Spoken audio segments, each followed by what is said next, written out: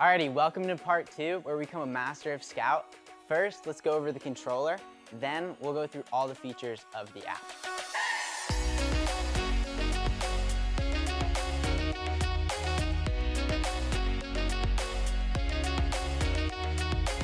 Starting with the controller buttons, we have the power button, we know what that does.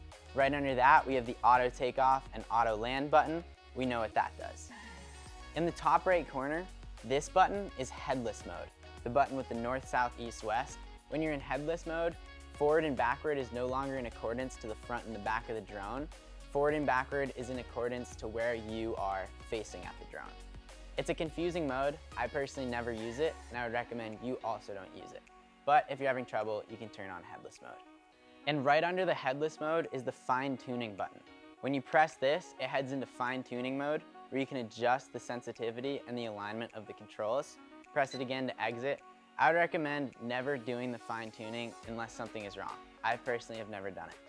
Now, the last 4 buttons are on the top of the controller.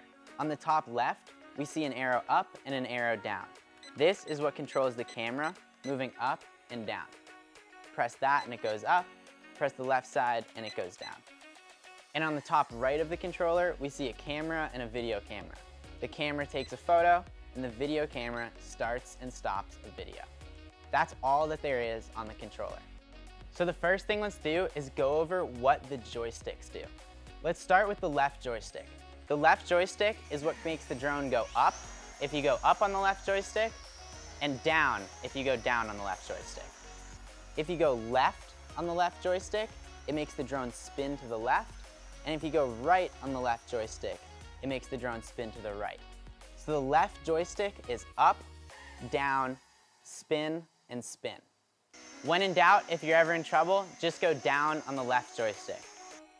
And now the right joystick. The right joystick is what makes the drone go forward, backwards, move to the left, and move to the right. So if we go up on the left joystick, that is going to move the drone forward. If we go down on the left joystick, that's going to move the drone backwards. When we go left on the left joystick, it makes the drone physically move to the left. And when we go right on the left joystick, it makes the drone physically move to the right. Awesome, that's everything on the controller. Now let's go through everything in the app. Starting at the top left, the camera icon is what takes a photo. The video camera icon is what starts and stops a video. Press it to start, press it again to stop the video. Right to the right of that, we see a little folder. Inside that has all our photo and video. The photo and video will also be saved to your camera roll. To the right of that, we see 30%. Tap that to 60% and then 100%. Those are the 3 different speed levels. 100 is the fastest, 30 is the smoothest and slowest. To the right of the hourglass, we have this button called gravity mode. When you turn this on, and you're, again, not using the controller, you can tilt your phone and have the phone's tilt be the controls. I personally never use it, and it's a lot more reliable, and you crash a lot less when you're using the normal controller. Tap that again to turn it off. To the right of that, we see off and on. When we turn it on, it brings on the on-screen controls. Press it again to turn them off. Keep in mind, these on-screen controls don't work if the controller is connected. If you want to use the on-screen controls, just power on the drone, step 1, then connect the phone, step 3, and never connect the controller. If you want to use these on-screen controls, don't connect the controller, only connect the phone and the drone. Once the on-screen controls on the phone are activated, you have to turn the phone off and unlink it and relink the controller to start using the controls again. It's confusing, and I personally only use the controller controls. To the right of the on-off button, we have a little 3 lines.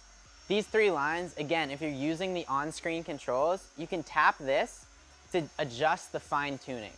Just like the FN button on the controller to adjust the fine tuning of the controllers, these dials adjust the fine tuning of the on-screen controls. To the right of that, we see 3 dots, and inside these are some features. We tap the 3 dots. The top one is virtual reality. We'll tap that, and it makes the video 3D such that you can put it in virtual reality goggles. To exit, just tap that button again. Right under that, we have the button for headless mode. So if we tap that, we're now in headless mode. And we described what headless mode is. It's a way for beginners. Still, again, I personally don't use it. We'll tap it again to exit headless mode. And right under that is another place to calibrate the drone. When we press this icon, we can calibrate the drone like it's sitting on the ground, and it helps do a gyro calibration so the hover is steady. In the top right corner, we see a little filters icon. If we press that, it opens up some filters for us to put on screen. We tap them, and to use the filter, just press the down arrow. Otherwise, if we don't want to use it, enter the filter again, and then clap the filter icon once more. Hi, drone. Now that's the whole top and right side. On the left side, at the top, we see a camera with a switch arrow.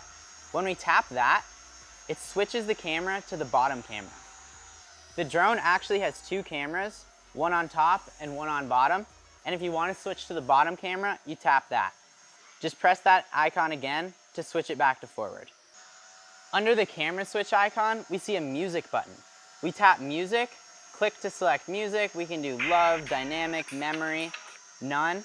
Just press OK, and then press the record button, and then the music will play for 30 seconds over the next video. We hear it start to record, pause, and the music will stop. This records music over any video that you just took. Pretty cool stuff. To exit that, just press the X in the top right corner. Underneath that, we see a little gesture with a peace sign. This opens up a mode where you bring the drone really close and you put up a peace sign and it'll take a photo, just like this. And that's it. Those are all the controls, all the features in the app, and everything about Scout. I know there's a lot, so check the user manual and it will say all the labels of these buttons. And inside the app, on the home screen, we see this button next to Start that says Controls. Inside this, we can slide to the right. This has all of the different controls of the app. If you ever forgot and need to reference, just head into this slide and exit.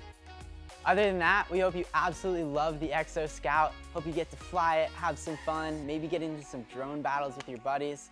Once again, if you need any tech support, go to exodrones.com. Other than that, have a ton of fun flying Scout, and I'll see you in the sky.